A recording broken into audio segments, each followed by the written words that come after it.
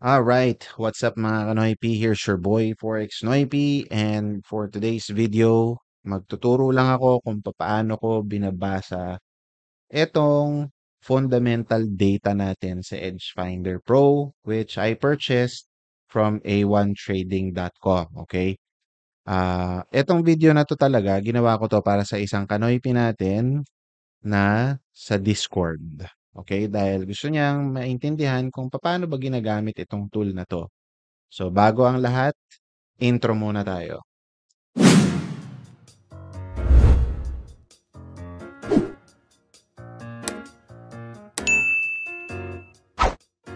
Alright, what's up mga Kanoypi? Welcome back to my channel. Here's your boy Forex Noypi. At for today's video, pag-uusapan natin tong isang tool na ginagamit ko when I am trading the markets on my personal account. Okay? And minsan sa trabaho na din. So this is the A1 Edge Finder Pro. Okay? This tool is not the holy grail. Okay? Para sa kaalaman ng nakakarami. Hindi ito ang end-all and be-all. Pero dahil ako ay isang fundamental trader, kailangan ko ng data bago ako mag-trade sa charts. Okay, bago ako mag-trade, kailangan ko ng information. And for today's video, hihimayin natin to para mas maintindihan nyo kung paano ko siya ginagamit. Okay? So, simulan natin sa pinakataas, which is the top setups. Okay?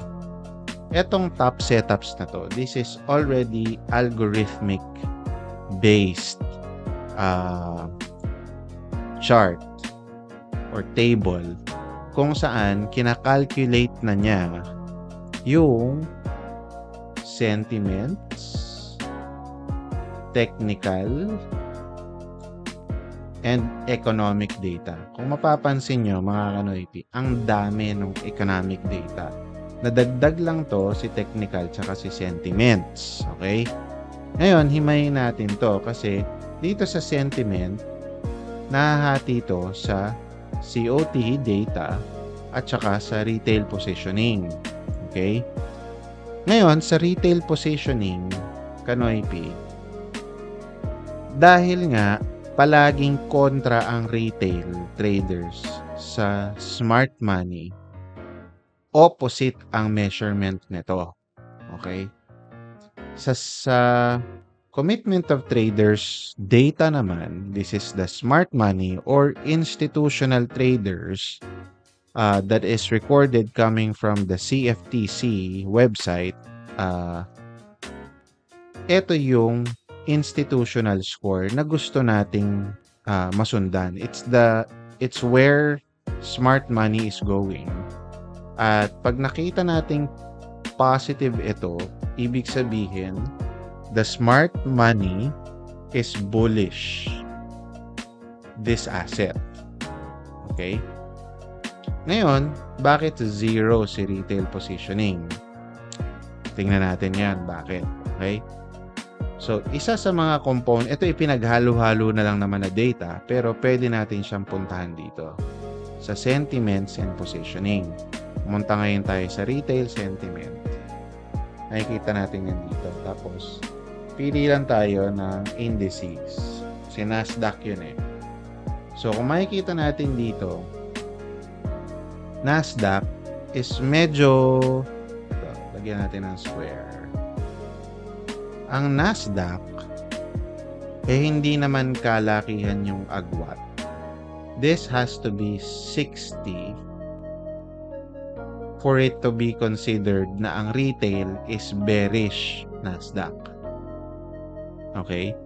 Pero, pag bearish ang retail traders, ibig sabihin nun, bullish yun for Nasdaq. Okay? Let me explain. Okay? Dahil nga, historically, ang retail traders ay palaging opposite ng market. Opposite sila palagi. Palagi silang feeling nila, babagsak na to. Most of them are technicals. Okay, let me give you an example. Here is Nasdaq.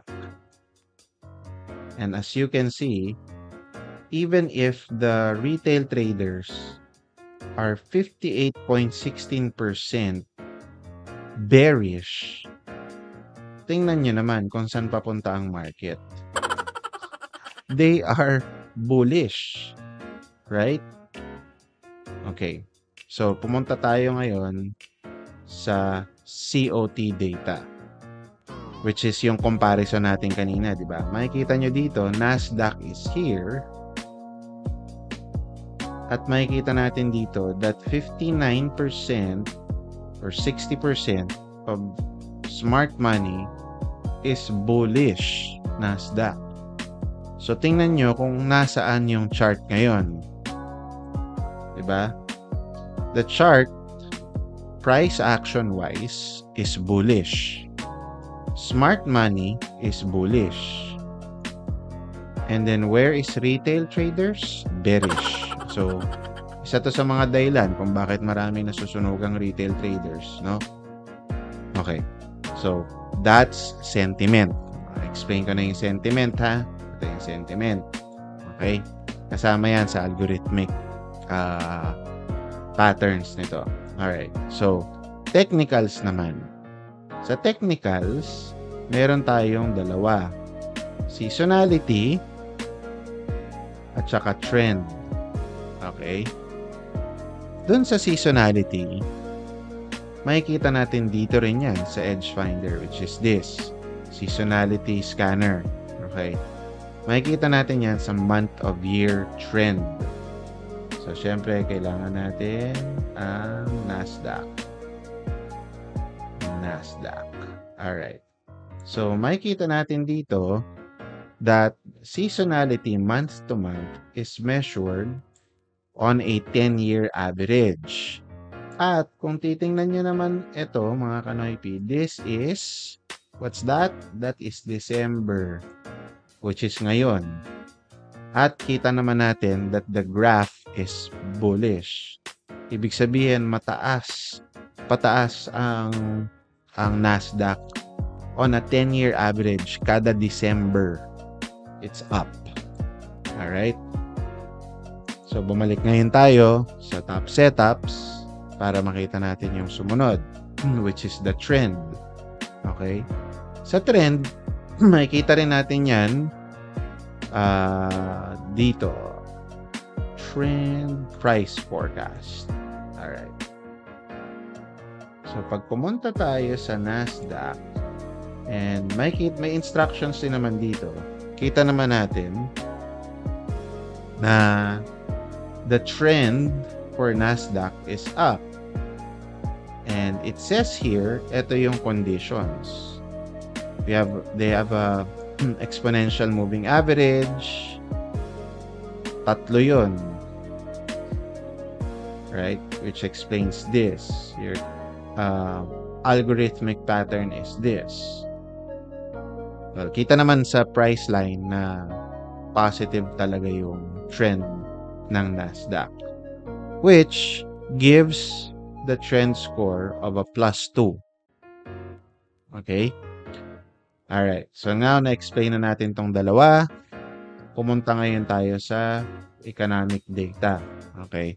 This is fundamentals. Kaya makikita natin na marami siya kasi it is a combination of all fundamental data that is moving and considered by smart money as important in the market. So, nandito yung GDP, nandito yung PMI,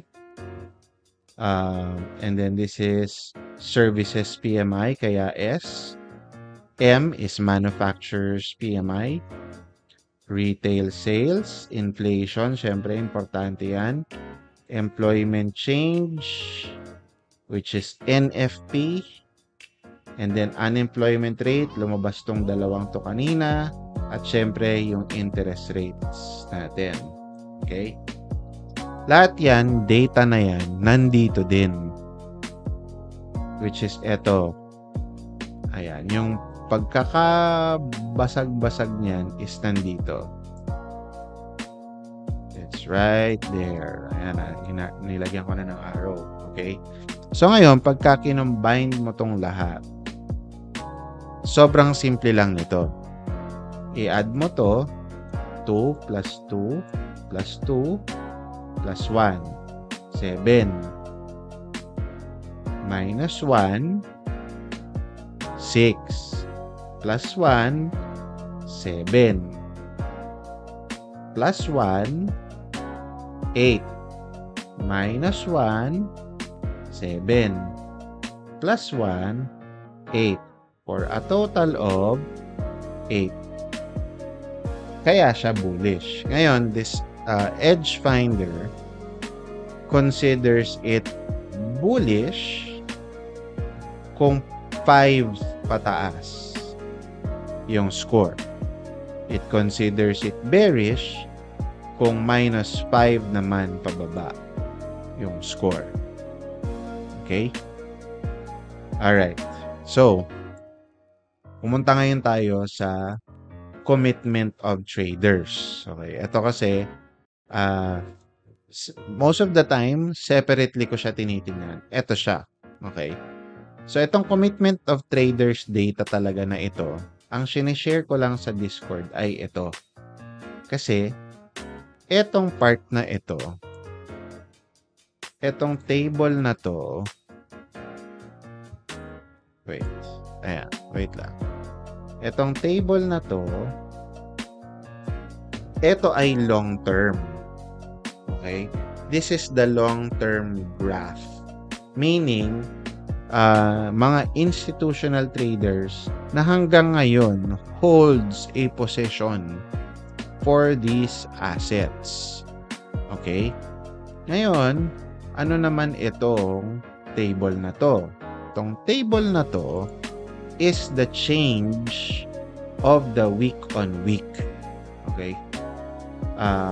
Meaning, yung previous data compared to the current data. Okay? Himayin natin to ngayon, mga Kanoy P. Palitan natin yung kulay. Alright. So, dito, meron tayong long contracts at short contracts. Okay? Ibig sabihin yan, yung institutional traders, total, at pag-usapan lang natin yung gold, ha? Burahin muna natin to, patas i-filter natin ng gold lang. Kasi favorite natin ang gold. Diba, mga Kanoy P? Yung mga gusto natin, yung mga mabilis gumalaw. Okay. So, ayan. So, ito, lumalabas. So, tingnan natin, mga Kanoy P, ha? I-hover ko yung mouse ko dyan. Nakikita natin that most of the institutional traders is long gold. 86.53% of smart money is long gold. Okay? Ngayon, tingnan natin. Sabi kasi long term yan eh, di ba? Sabi mo long term yung graph na yan eh. O sige, tingnan natin ngayon sa chart. Okay. So this is gold. Long term baka mo. O ayan. So nagsimula ang taon hanggang ngayon. Gold is 30 freaking % up. Kita mo yan? 30%. So, ngayon tayo magsabi kung hindi totoo ang COT. Okay? Kung hindi totoo that the market drivers are really institutional money and not our money as retail traders. Okay? So, this is long term. Okay, sa taas. Ngayon, yung sinishare ko sa Discord is ito, which means, as what the name says, latest weekly COT filing. Ano ibig sabihin nito? So, etong dalawang to, ito yung current. Total. Total yan, ha? Ito, kaya siya may triangle because that is the change that happened in the latest filing. Okay? Basahin natin ngayon. Ano ba yung change na yan? Etong 4,200 na to, ibig sabihin yan, institutional money added 4,210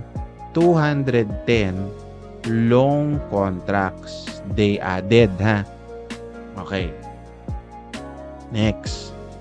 Let's go to short contracts. Kung makikita nyo, negative 5,188. Ibig sabihin yan, institutional money removed, nagbawas sila ng 5,188 short contracts. So kung nagbawas sila ng short contracts, ibig sabihin, they had to buy it, right? Kung nagbawas ka ng short contracts, you bought, binili mo. Okay? Kaya kung mapapansin natin dito, ito yung kabuuan. This is still what you see. Kabuuan ng itong nasa taas. See? 53%, 56.53, it's the same na nandito. Okay? Ayan yun. Alright? So, hindi ko na itatackle to kasi alam naman natin na kung ano to, yun yung nandito sa taas. Okay? Alright. So, dito ngayon tayo sa net change. Okay? So, itong net change, pag ito positive, ibig sabihin, nagdagdag ng 1.42% na long ang institutional money sa gold. Pag ito naman ay negative, ibig sabihin, short, bearish. Alright? Ngayon, ito naman, net positioning, pag binawas mo yung short contracts dito sa long contracts, this is your money. That's your total positioned net wise. Okay? Alright. So, ngayon, mga Kanoy Peak, tingnan natin kung meron tayo makikita.